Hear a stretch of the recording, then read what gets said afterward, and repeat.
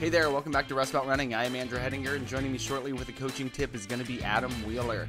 This week I got to sit down with our friend Marissa Ward again, and she brought partner Austin Miller with her this time. They went down in March to Myrtle Beach and took on the Myrtle Beach Marathon back on March 2nd. And they were kind enough to come on and talk about the race for a little bit, and I really enjoyed speaking with them. This year it was 63 degrees for the race day temps, 58 at the start.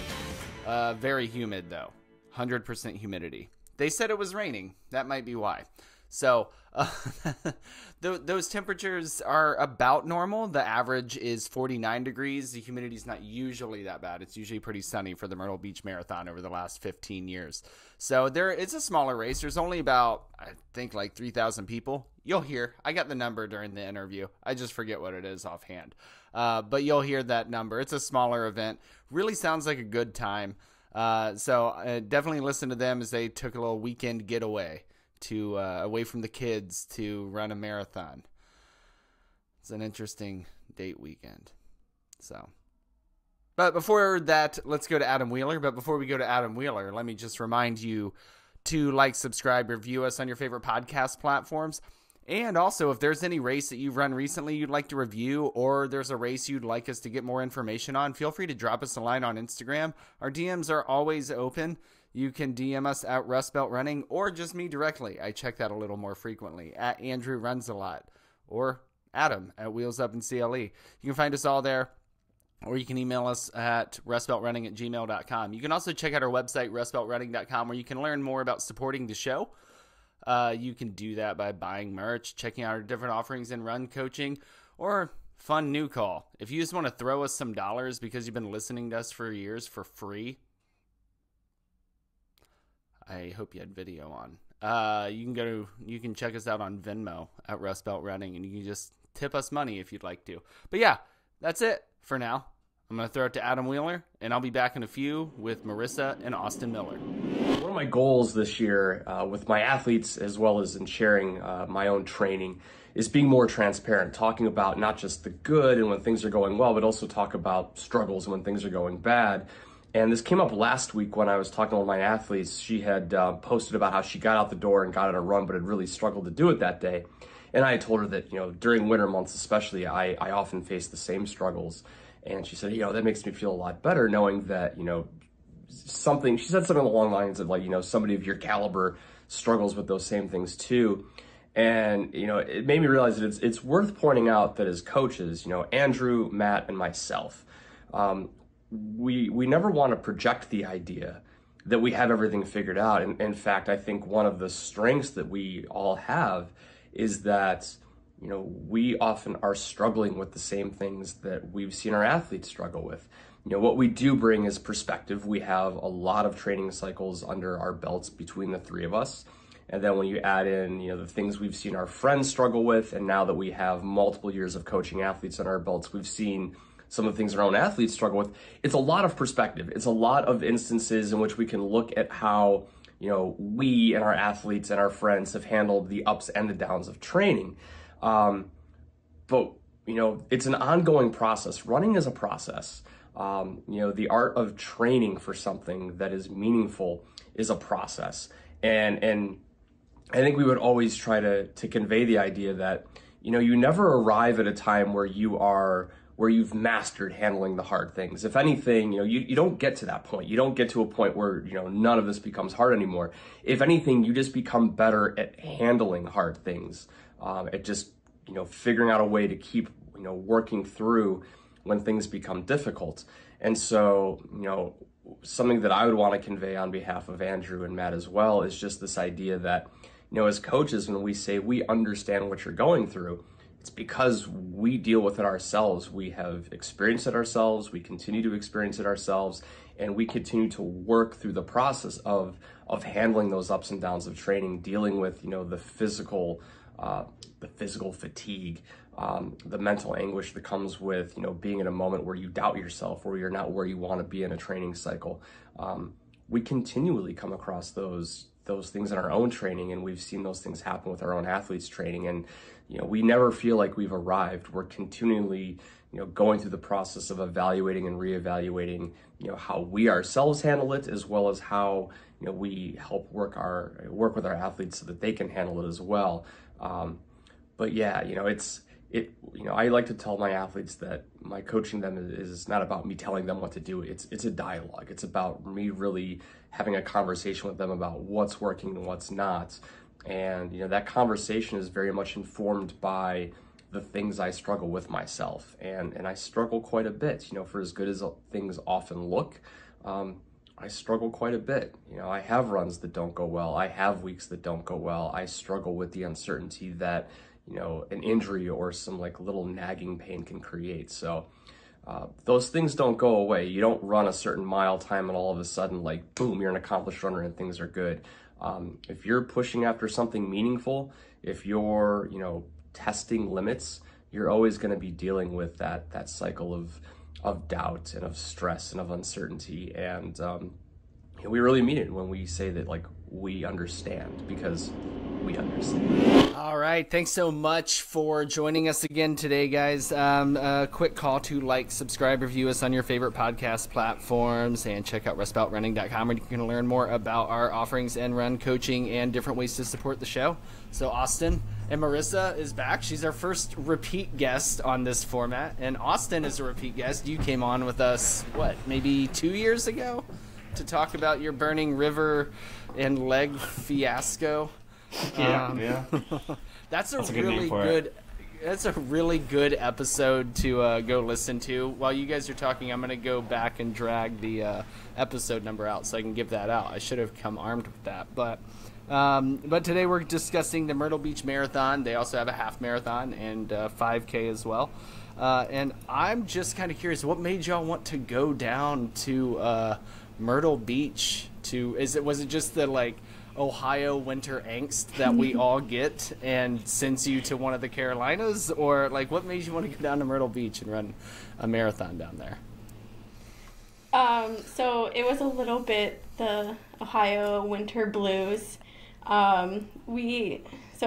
It goes back to, we had a flight credit to use from when he couldn't go to Boston last year, and it needed to be used by the end of January, I think.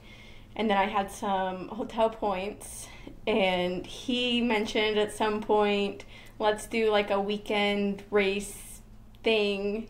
And so I took that very seriously and started looking at different options of where we could go. And for just a long weekend, we needed to stay Midwest, East Coast area.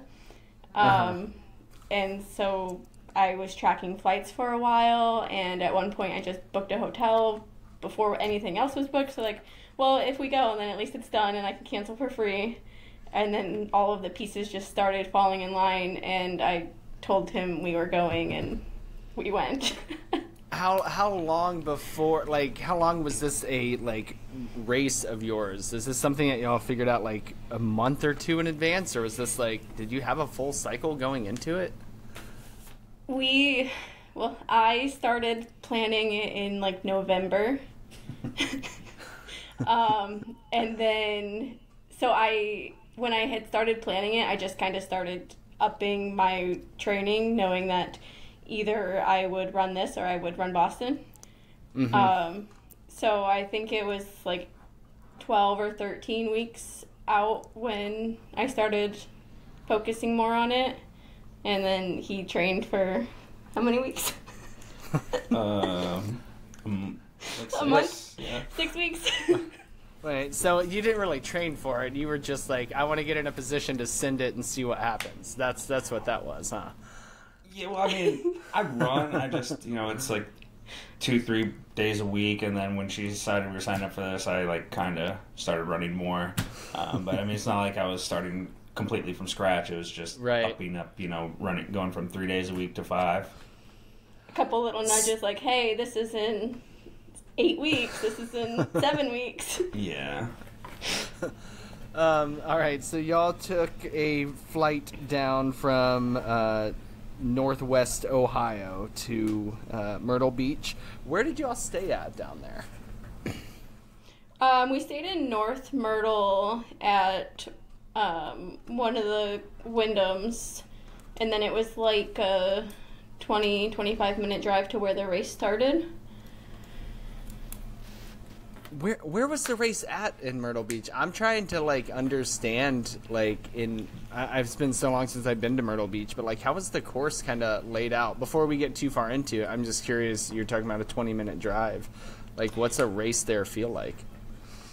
So it started at Broadway at the beach, and then it was basically just like a rectangle, like, course. Okay. So you guys stayed at the Wyndham. Were there any places y'all ate that you were like, oh my gosh, this is amazing? And do y'all like vacation down there, or was this just totally random? Yeah, that was actually what sold me on it when she started talking about it. Was just like, that was the first place the four of us all went on vacation together. So it's like, all right, we got memories here. It'll be nice to, do that. But I've been going there since I was a kid. My parents and grandparents always used to take me there. So just like a little bit of like nostalgia attached to it, just knowing the area and like, seeing landmarks along the way that, brought back in memories. Right. As far as restaurants go, we had our first date night in a couple of years when we went there. And what was it called? It was 42nd Street? Yeah, that sounds right. 42nd Street Grill or something. It was super fancy, a little too fancy for us, but food was good. It was perfect. It was a nice time. Yeah. In that waffle place we went to, that was really good. I don't remember what that one was. But there's signs like everywhere that advertise it. Yeah. They had all kinds of different waffles. Like a Myrtle Beach, like, famous waffle place. Is that what it? Okay. Mm-hmm. There you got your carb loading right there. Yeah.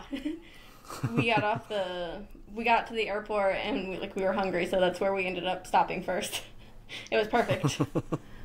And y'all were there, you said 3 days? Yeah. Okay. We got there Friday and came home Monday.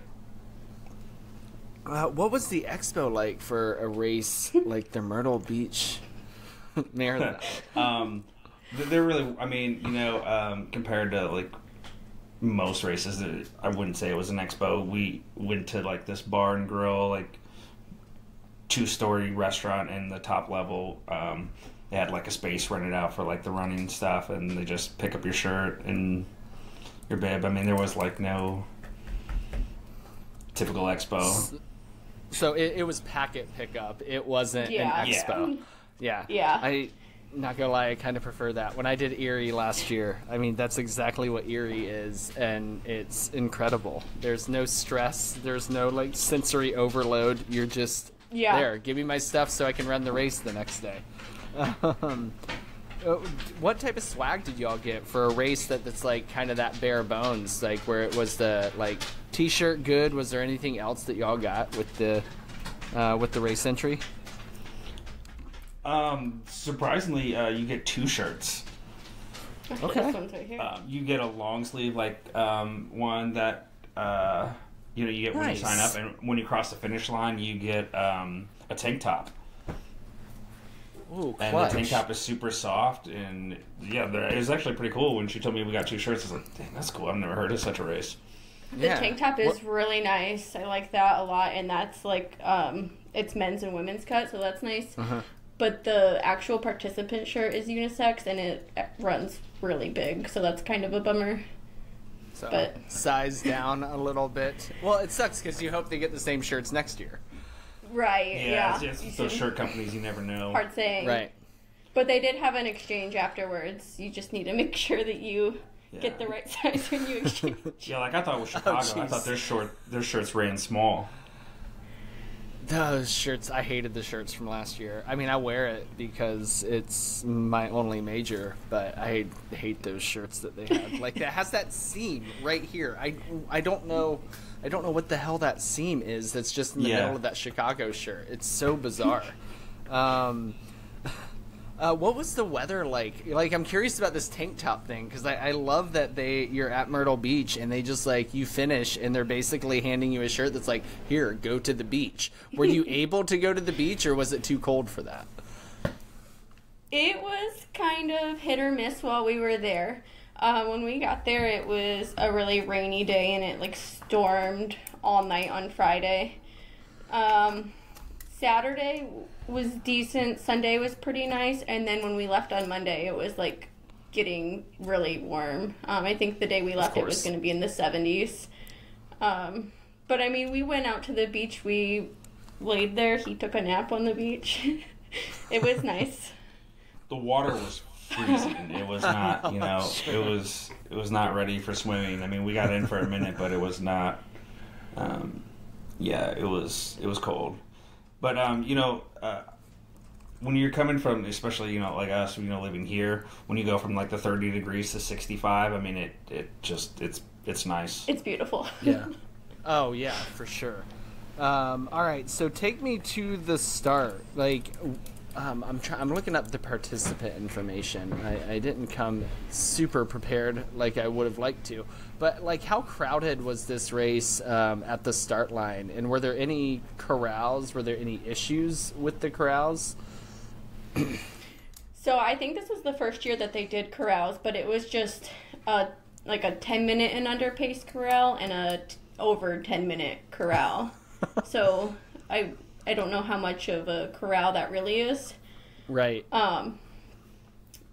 So where they have you park, it was a long walk to the start.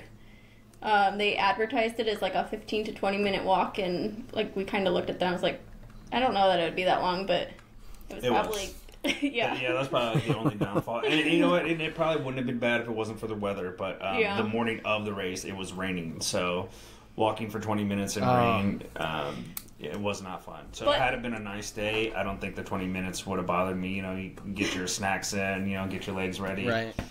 The rain was stopping and letting up as it was getting closer to the start, so that was a plus. But the porta potties were in grass, and after having been raining all night and pouring that morning, that was kind of a disaster. Yeah, you saw a lot of people going just like on trees, like away from the crowd, because you couldn't really get to about, I'd say, half of the porta potties because they were underwater. Jeez. But it did kind of gross. work out for us because nobody wanted to go to those, so we were able to just sneak right up and not go through the lines, really. My white shoes didn't appreciate it. Yeah. But it kind of saved us because I think we got into like the corrals like 3 minutes before the race started. That's perfect timing, if you ask me. So I kind of liked it. There are about 4,000 people that take on the Myrtle Beach Marathon and half. I didn't get the 5K numbers, but so that's that would explain maybe why there's only, hey, are you this 2 corrals basically? Yeah, I love the simplicity of that. Was there any congestion at as you took off? Was there any congestion at the start that you noticed, or was it just like free and clear? How was it for you? Yeah, I thought it was pretty clear. I didn't have any issues. The only thing I would say is I didn't like within I would say it was the first half mile there was a turn. So right at the beginning it's still a bit more crowded than usual, and then when you try to get everybody trying to turn, it's just that very first turn. Yeah. Oh yeah, that was really soon. So the start was interesting too because it's like a divided road. They've got the middle thing, but they start it on both sides, and then you go straight, and it's like a left turn right away. So that was a little weird to me, but other than that, it was okay. Especially if you have to cut across the median, if that's what it is. That would suck. Yeah, I feel like the median kind of went pretty much up right until the turn. And we were on the right side of it. So, I don't know. It just stuck out to me. Yeah. Pittsburgh has that pretty early in the race, too. And it's really annoying. And if it were to be too crowded and you didn't see it, that could be a disaster for somebody, for sure. Yeah. Did y'all use any gear check at all? I mean, it was a 20-minute walk, so... They don't offer it. Fair. Because of they say how close the parking is to the finish area, which you said it was kind of far, so wasn't it? It was a little bit of a walk, but it's definitely closer. Yeah. Oh, so the start and finish aren't the same. They're pretty close, but you finish right outside of, what team is that? I can't remember the name of the team, but it's a like a high class A Chicago Cubs team. You like finish like in their parking lot, and then the like little after parties like in their stadium. Oh, nice. I'll be asking about that later. And for a baseball file like you, that was probably pretty exciting, right? Yeah, they got like some replica like Wrigley Field signs and stuff like in the outfield. Ooh, that's it was neat. pretty neat. The field's nice. I mean, yeah, it's like a. I think I looked it up and it's like they say high class A team. I can't Myrtle Beach something or other. All right, so being a smaller race, how were the water stops? Were there plenty of water stops, and how was the organization at them? There were a lot. I think they were like every 2 miles or less than 2 miles, but they were small. Like it seemed like it was only a table or two, which didn't really bother me. My complaint is the early water stops. I thought the water tasted soapy. That's not I ideal. talked to someone else on the course, and he agreed that it tasted soapy. So I don't think I was just insane. I wonder what would cause that. That's... Yeah, I don't really know, but it was different. I mean, disposable cups, there had to be like a detergent or something, because they have to run, because they usually fill water from fire hydrants for races. So I wonder if like they had to flush it with something, and there was like a detergent or something maybe they didn't clean out all the way or something. That's maybe. gross, I have no idea. And I'm sure an absolute accident, and not something that you'd run into if you went and did this race again. Probably not. Were there any issues with course markings at all? Sometimes smaller races, I know, since there aren't maybe as many people, you can run into issues like maybe not knowing where you are on the course. Were there any issues with course markings at all? No, I didn't think there was any problem. Yeah, it's pretty straightforward. You go straight for most of the race, and then they take you out on the boardwalk, and they turn you around, and you go. Yeah, there's really not a lot of turning. Nice. Is it on like road primarily, or do they have like a lot of beaches have pathways and stuff? Those towns do.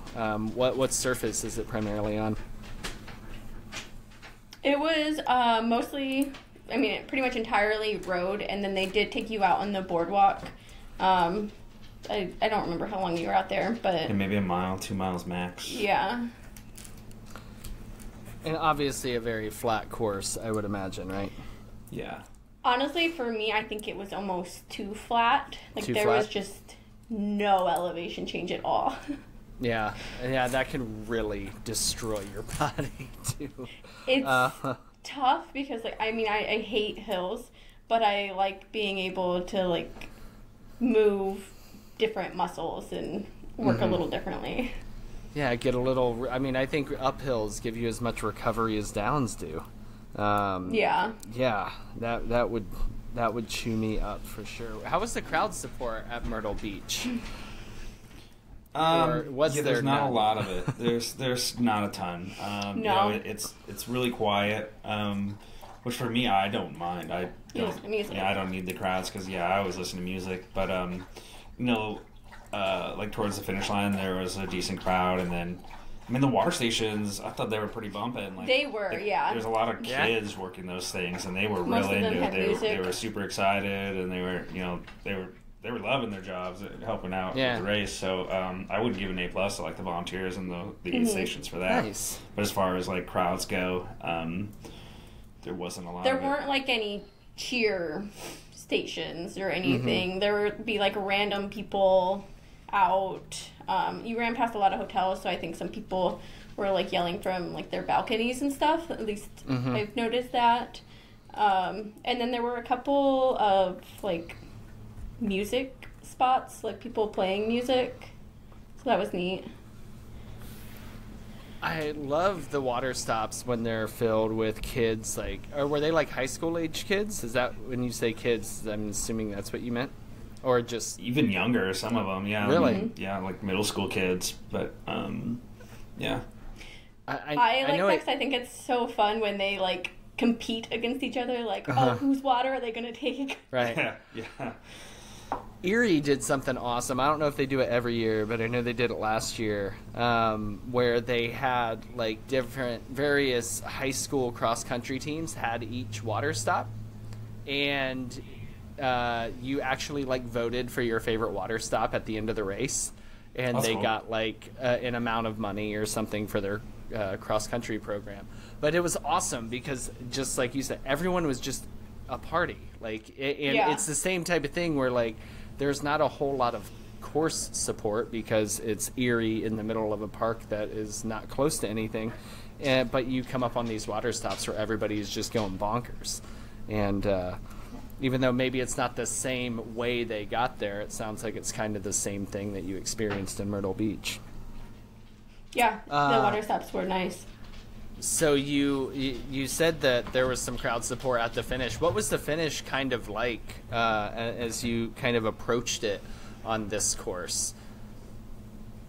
It's no right on Hereford, left on Boylston, that's for sure. No. So it was kind of suspenseful because like you kind of run around Broadway at the beach, and so like you start seeing familiar sights. I ran right past where we had parked, and then there were a couple of turns right there at the end, and it was exciting. There was music. There was definitely more energy again. So I think it gave me that last little push I needed to finish. I was coming in as a lot of half marathoners were finishing, so the only frustrating part was just weaving around the way to get in. But yeah, I liked it. It was exciting. I was going to try to pull up as you said that, and shoot, I think your story expired. Dang it. I was going to pull up. You had an amazing post yesterday. You're wearing your Fargo shirt now about your times. And I was thinking about, like, as you were talking about coming up on the half marathoners, I was thinking about just the ridiculous times that you ran while you were pregnant. Yeah.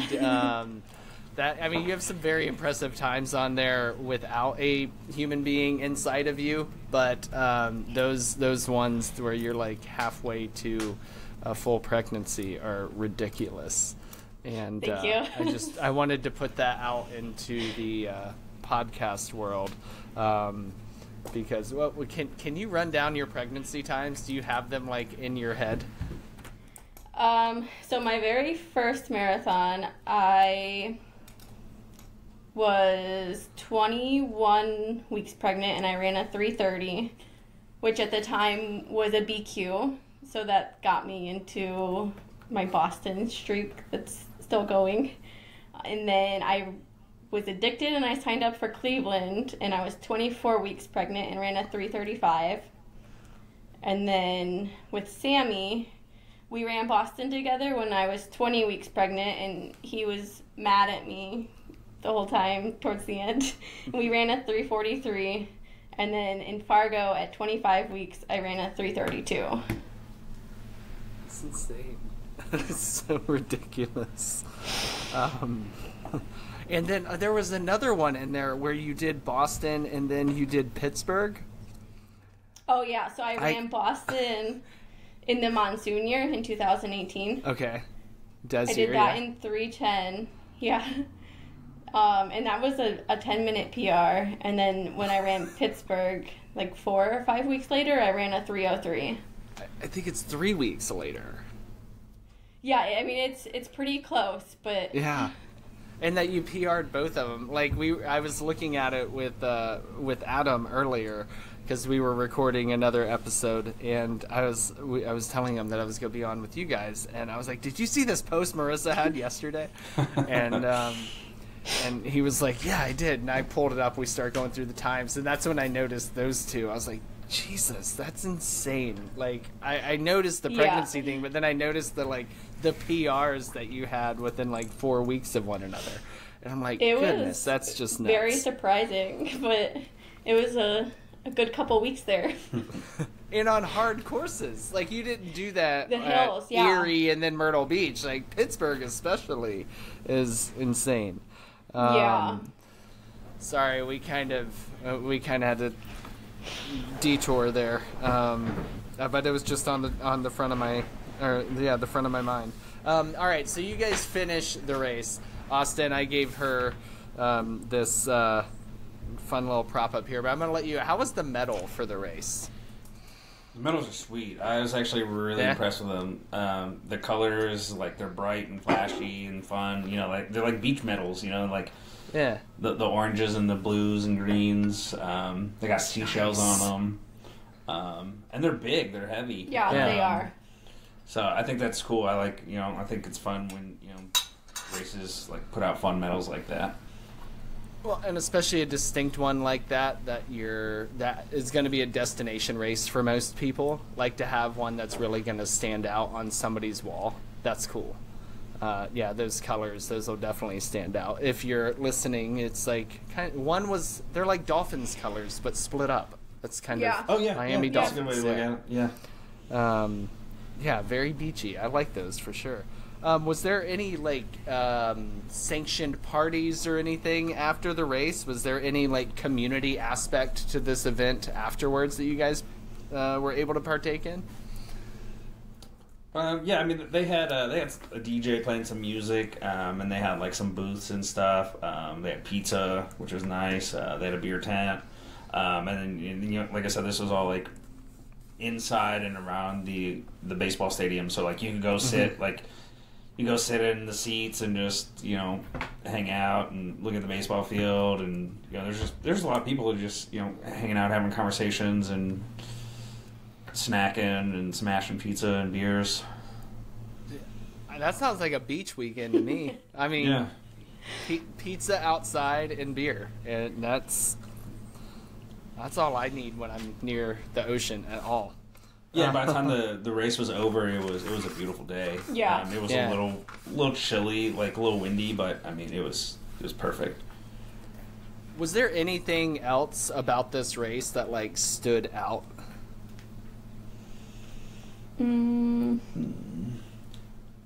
think for me, honestly, we live a really busy, crazy life with 2 kids and work and everything like everyone else does, but I really like the quietness of the weekend. Myrtle Beach, the first week of April or March, it's still kind of like the retirement community. In our condo, we were probably the youngest people there. Yeah. They probably looked at us like, you're a week early, 2 weeks early. Most places we went to eat, we were the youngest people there. But honestly, when we're so busy and there's never time to catch your breath, it was nice. It was quiet. There wasn't a lot of foot traffic during the race. There wasn't busy this, busy that. It was perfect. I took a nap. That That's never wonderful. happens. That's wonderful. How many? Just one? Just one, yeah. But we also went to bed pretty early every night. Yeah, 9 to 9:30, I think, was about what time we went to bed.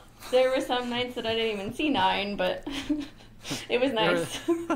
Everybody thought you were too old, and you were like, wait till you see what time I go to, or too young. You were like, wait till you see what time I go to bed. It was great. Yeah. We're eating dinner at 5 o'clock like the rest of you guys. It was 5:30. Awesome. Especially because y'all do plenty of majors, so to be able to go and travel and do something, sans kids, and do something quiet like this, that's awesome. Every race tells a story and, has a purpose, and this one, served that for y'all. Get out of Ohio during when it was probably about the same weather here with the winter we've had, but get closer to the south and enjoy some quiet and some miles. I really like that. It was Marissa, a nice little getaway. But was that kind of, you know, when I asked what stood out, was that kind of it for you too? Kind of just the quiet and the nap? Yeah. Yeah. I'd say that was a good part about it.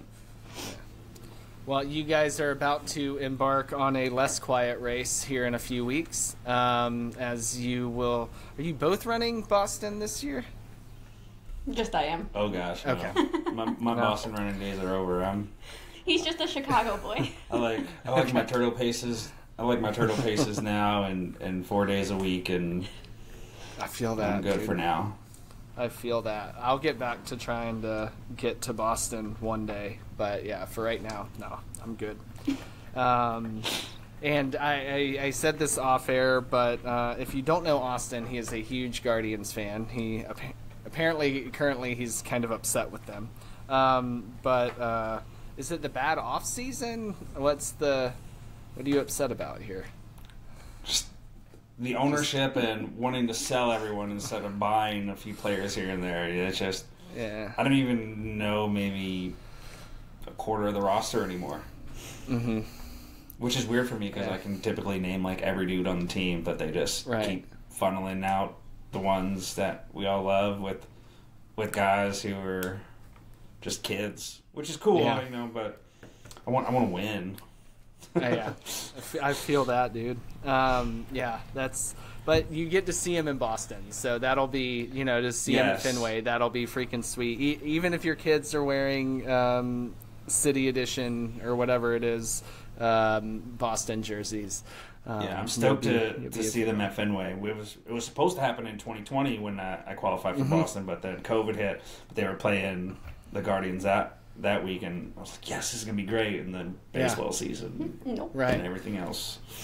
Well, we're only a few weeks out, so, I mean, I know this world's crazy, but we should be in the clear. No pandemic this time. Yeah. Well, I thank you guys so much for coming on and, you know, doing this again with me, Marissa. I really appreciate it. And, I wish Marissa best of everything in Boston. And, I don't know who the kids are going with you. I don't know who needs more thoughts, you or Austin trucking the kids around for a few hours.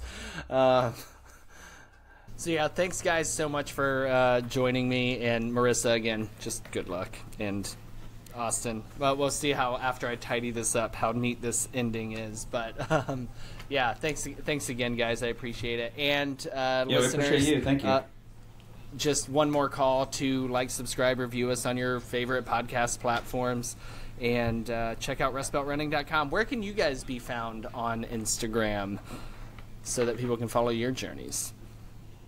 I'm Ohio Runner Austin, I think. Right? You think? I think you are.